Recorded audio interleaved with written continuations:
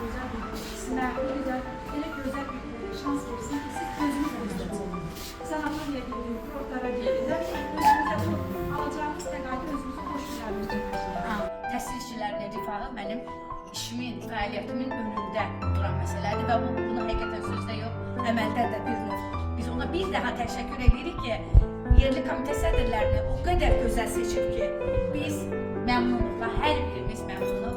Biz mesela bu məktəbdə heç kim belə görməmişdik.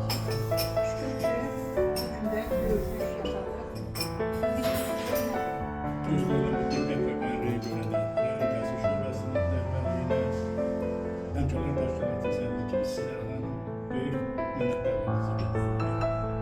Allah həmişə canınıza can sağlık versin, məlbələri varsa da günlərə qədər belə bir şey görməmişdim, mən də gördüm. Bu günləri Allah hər bir mərtəbə qismət eləsin, hər bir işçiyə qismət eləsin ki, bu gülləyi təntənəli sözlərlə qeyd eləsin. Sağ olun.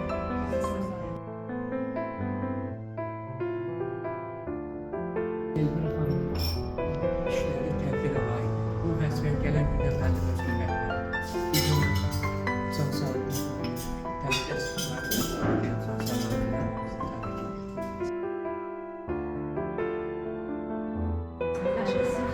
Böyle rəhmə analar var ki, belə rəhmə analar var.